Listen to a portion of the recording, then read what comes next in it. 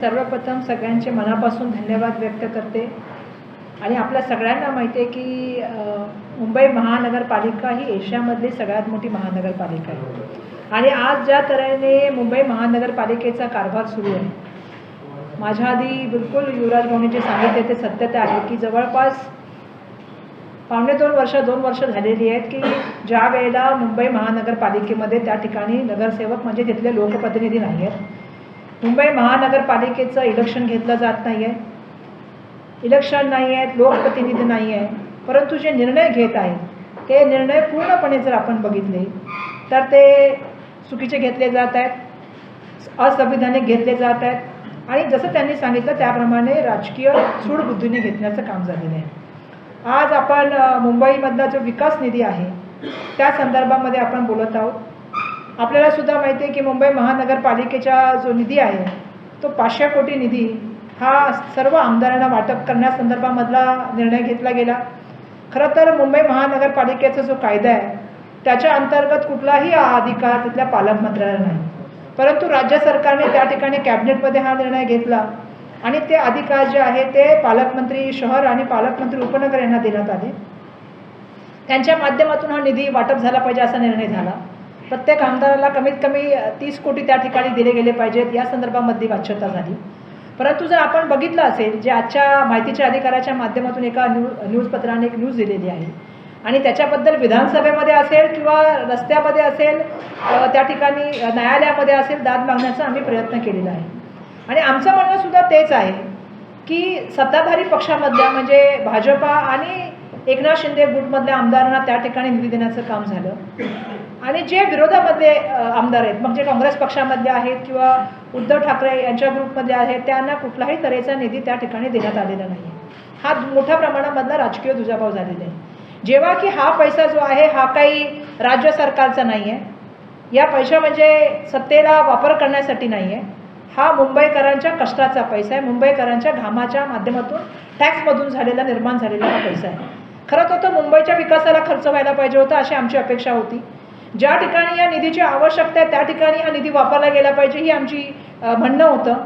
स्वतः आमदार म्हणून आम्ही सगळ्यांनी म्हणजे काँग्रेस पक्षाचे असतील किंवा उद्धव बाळासाहेब ठाकरे गटाचे असतील या सगळ्यांनी त्या ठिकाणी ज्या वेळेला फेब्रुवारीला बजेट सादर झालं आम्ही मार्चमध्ये जाऊन आमच्या कामाची लिस्ट त्या ठिकाणी दिली. मग आम्हाला सांगण्यात आलं की आपण पालकमंत्र्यांना द्या. आम्ही पालकमंत्र्यांना सुद्धा ती लिस्ट दिली.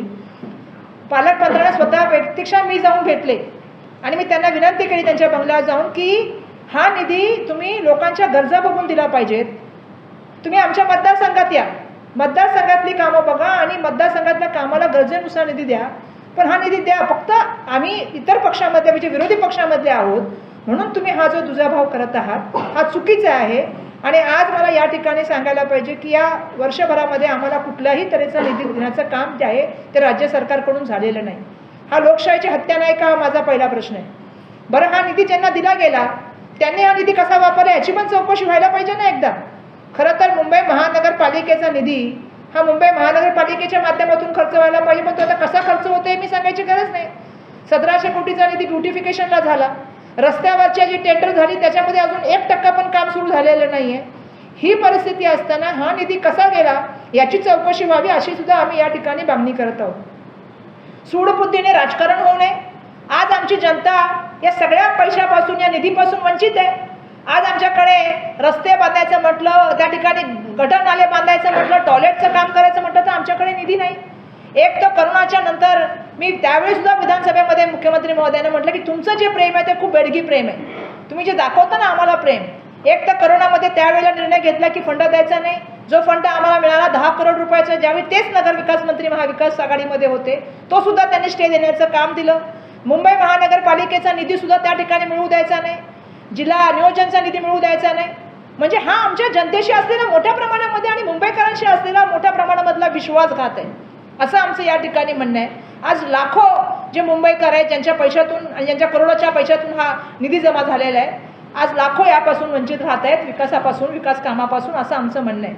आणि म्हणून या आजच्या प्रेस कॉन्फरन्सच्या माध्यमातून आम्ही सांगत आहोत की हा राजकीय सूडबुद्धीने घेतलेला निर्णय हा त्वरित त्याच्यावरती जे आहे ते थांबवण्याचं काम झालं पाहिजे. आम्ही कोर्टातसुद्धा त्या ठिकाणी दाद मागितली आहे, पण त्याच व्यतिरिक्त आमचं असं म्हणणं आहे की या पूर्ण निधीची चौकशी व्हायला पाहिजे आणि पारदर्शक पद्धतीने हा रिपोर्ट मुंबईकरांसमोर आला पाहिजे.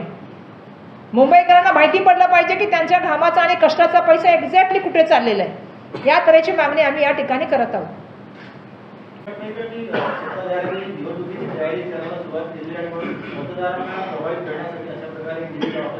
नाही, माझं तर म्हणणं आहे की हा पार्टी फंड आहे का काय हा प्रश्न निर्माण झालेला आहे. हा पार्टीसाठी चाललाय का फंड, यासाठी मी बोलते की काही ठिकाणी कामं सुद्धा झालेली नाही जी कामं सांगितली गेलेली आहेत. आणि दुसरा प्रश्न असा आहे की विरोधी पक्षातल्या आमदारांना निधी द्यायचा नाही, पण विरोधी पक्षामधले जे एक्स कॉर्पोरेटर आहेत, जे माजी नगरसेवक आहेत, त्यांना आपल्या पक्षात घेण्यासाठी हा निधीचा सर्रासपणे वापर केला जातो. आणि हे मी जबाबदार पद्धतीने बोलते, कारण आम्हाला माहिती आहे आमच्या मतदारसंघामध्ये वर्षा गायकवाडला निधी द्यायचा नाही, पण वर्षा गायकवाडच्या पक्षातून, उद्धव बाळासाहेब ठाकरेंच्या पक्षातून, NCP मधून जी लोक घेतली गेली माजी नगरसेवकांना त्यांना निधी मिळाले. म्हणजे हे कुठलं राजकारण आहे? आणि ही सूडबुद्धी कशासाठी, ही असंवेदनशीलपणा कशासाठी, हे असंवैधानिक काम कशासाठी? पूर्णपणे लोकशाहीला मोडीत काढण्याचं काम चाललेलं आहे. एका ठिकाणी संसदेमध्ये खासदाराला सस्पेंड करायचं, दुसऱ्या ठिकाणी विरोधकांवरती सरकारी यंत्रणांचा वापर करायचा, मग ती ED असेल, CBI असेल, IT चा वापर करायचा, आणि तिसऱ्या ठिकाणी सरकारी तिजोरी, मुंबई महानगरपालिकेचा पैसा हा सत्तेसाठी वापरायचा आणि लोकांना त्या ठिकाणी विरोधकांना जे आहे खच्चीकरण करायचं. हे जे राजकारण चालू आहे हे देशाच्या संविधानाला आणि लोकशाहीला धरून नाही आहे, असं आमचं त्या ठिकाणी म्हणणं आहे. ताई, मग या विरोधात तुमची पुढची भूमिका काय असणार आहे? म्हणजे तुम्ही आंदोलन वगैरे करणार आहात का? नाही, आम्ही आंदोलन करणार आहोत. आम्ही कोर्टात सुद्धा आम्ही तुम्ही जसं सांगितलं त्याप्रमाणे आहोत आणि आम्ही आंदोलन सुद्धा करत आहोत. खरं तर मला सांगायला पाहिजे की आता मी बघते की या रूममध्ये किती लोक खुपत आहेत. मुंबईमध्ये आज किती प्रश्न आहेत मला सांगा. मुंबईच्या जनतेला माझे प्रश्न आहेत, जनतेने सुद्धा या ठिकाणी जागरूक होण्याची आवश्यकता आहे. आज या रूममध्ये इतके लोक आलेले, आम्ही मगाशी म्हटलं की इतके लोक खोकत आहेत. आज श्वसनाचा आजार व्हायला लागलेले आहेत. लोकांना, आपल्या सगळ्यांना माहिती आहे की सर्दी खोकल्याचा त्रास व्हायला लागलेला आहे. मुंबई प्रदूषणामध्ये आज देशामध्ये नाही आपण म्हणतो जगामध्ये मुंबईचं नाव गेलेलं आहे. अशा वेळेला मुंबईचे मोकळे जे जागा आहेत त्या मोठ्या प्रमाणामध्ये देण्याचं काम चाललेलं आहे काही विकासकांना.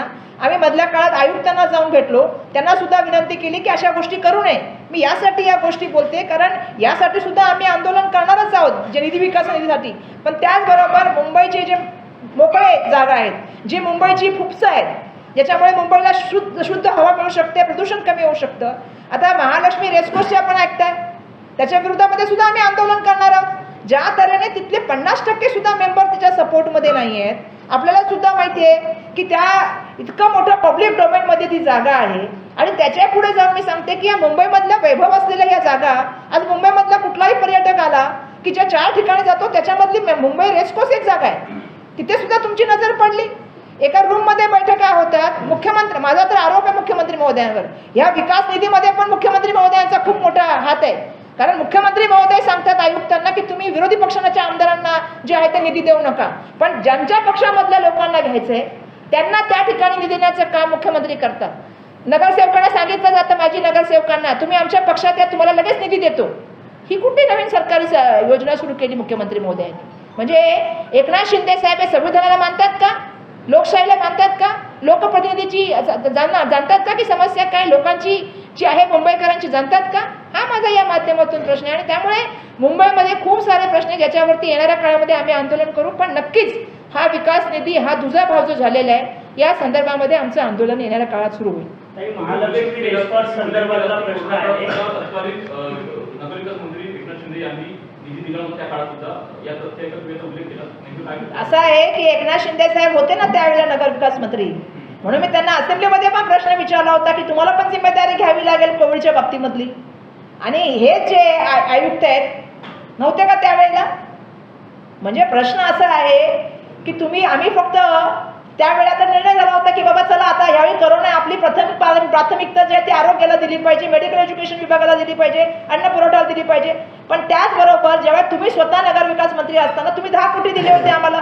तुम्ही स्टे दिल्यानंतर, कोर्टातून आम्ही गेल्यानंतर सुद्धा तुम्ही ते निधी आम्हाला वितरित केला नाही. पुढे जाऊन तुम्ही मुंबई महानगरपालिकेचा निधी आम्हाला वितरित करू दिला नाही. का नाही दिला? म्हणजे हे काय मी तुम्हाला बोलते असं नाही, मी विधानसभेत त्यांना प्रश्न विचारला. जर तुम्ही आमची जनता 100 कोटी रुपये मुंबईच्या महसुलामध्ये जर देत असेल, आमच्या जनतेने त्याच्यामध्ये कॉन्ट्रीब्यूट केला असेल, मग आमच्या जनतेला तो विकास निधी नको मिळाला? आमच्या लोकांवरती अन्याय का?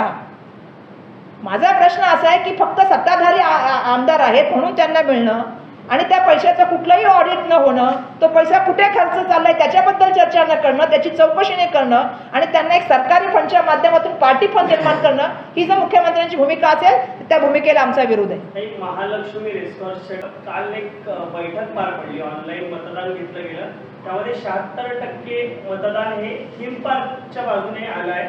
तर आता अशी विरोधक टीका करतायत की कुठेतरी बिल्डरांच्या घशात घालण्याची जागा प्लॅन सुरू आहे. कसं पाहता याकडे तुम्ही एक विरोधक?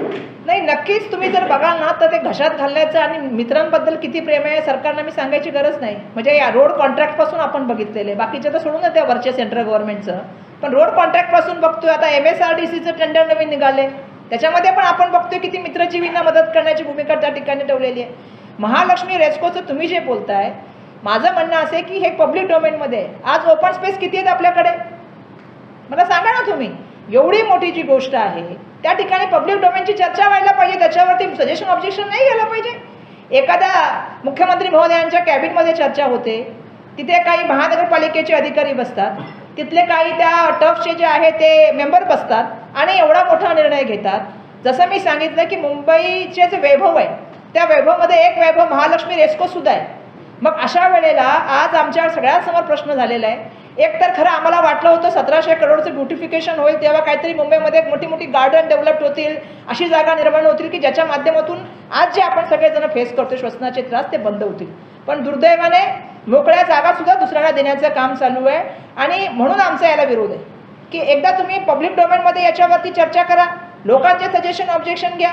या प्रायव्हेट स्पॉटच्या जागा जाणीवपूर्वक काही लोकांना देण्याचा काही घाट चाललाय का काय, हा प्रश्न आमचा आहे आणि म्हणून आम्ही त्या ठिकाणी हा प्रश्न उपस्थित करत आहोत. हिंदी में जब बोले कि क्या कुठल्या ईवीएम बनवणारी जी कंपनी भारत इलेक्ट्रॉनिक्स लिमिटेड त्या कंपनीचा देखिए यही सबसे बड़ी भाजपा की है ना. नाही, ईव्हीएम मशीनच्या बाबतीमध्ये तुम्ही सांगताय की भाजपाच्या 4 लोकांना त्या ठिकाणी कमिटीवर घेण्यात आलेले आहे. इलेक्शन कमिशनर सुटलंय का? ईव्हीएम बद्दल बोलताय तुम्ही, इलेक्शन कमिशनर बद्दल बोला ना. ज्या वेळेला या देशामध्ये पहिल्यांदा असं झालं की एवढ्या मोठ्या संख्येने खासदार सस्पेंड झाले, आणि सस्पेंड का झाले तर ते संसदेवर हल्ला झाला त्यावेळी त्यांनी प्रश्न विचारले म्हणून ते सस्पेंड झाले. ज्याने पत्र लिहिलं तो सस्पेंड नाही, जेव्हा गृहमंत्र्यांची जबाबदारी होती त्यांनी राजीनामा नाही. आणि त्याच्यानंतर कोणते कायदे पास झाले सांगा मला तुम्ही. त्याच्यामध्ये एक इलेक्शन कमिशनचा कायदा होता, प्रेसचा कायदा होता, सोशल मीडियाचा होता. माझा प्रश्न हाच आहे, तुम्ही जे म्हणताय ना की त्यांचे 4 मेंबर ईव्हीएमला आले, इलेक्शन कमिशन सुद्धा थांबवण्याचं काम त्यांनी झालेलं नाही. म्हणजे या तऱ्हेने हुकुमशाही दडपशाही त्या ठिकाणी सुरू आहे, तानाशाही सुरू आहे.